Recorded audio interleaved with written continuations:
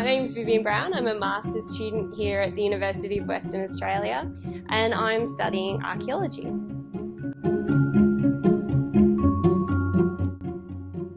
Okay, so a little bit of background about myself. I grew up in a small country town called Kununurra, which is up near the Northern Territory border. Kununurra is on the lands of the Mirrawong Gadjurong people, and I became fascinated with the history of Aboriginal people. There seemed so much to know, and yet I knew so little about. Okay, so when it came time to decide where to study university, it was a pretty easy choice. UWA is obviously one of the more prestigious universities in WA, but it's also the only one that has a course in archaeology. So when I finished my undergraduate degree here at UWA, I was lucky enough to get a job as a consultant archaeologist working up for the mining industry and things like that.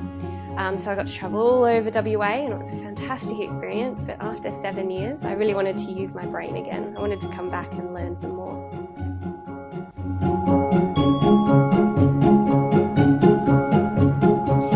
When the applications for the Convocation Research Travel Award came up in about mid-2012, I thought, it's not really right for me. I don't need to go overseas to a big conference, and I don't need to go interstate for a course.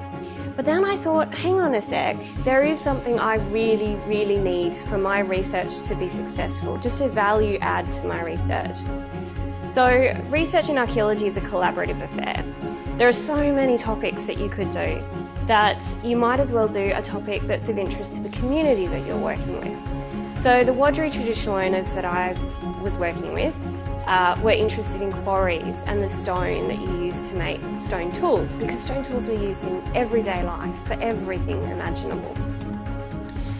So I had gone out into the field prior to my research and talked to them about it, and during my research I'd gone on field work, so I'd had another opportunity. But I wasn't sure that I was going to have a good opportunity to talk to them about my results. What did it all mean? How did it all come together? Collaborative research projects, it's really important to keep some sort of continuity. It's not good enough to just go and talk to people to begin with and get a mandate to do your research and then never talk to them again. So I used the Convocation Research Travel Award to defray their costs so that they could travel to the regional centre, which in this case was Geraldton, and talk to me during a one-day workshop. An important part of the workshop that I hosted in Geraldton as part of the Convocation Research Travel Award was that it empowers the Wiradjuri to take control of their own cultural heritage. They get to choose what I can publish, which is a horrifying and very confronting thing for a researcher, but it's very important for a researcher to learn that your research actually affects the community. It can have quite negative outcomes on the community, but it can have hugely positive outcomes too.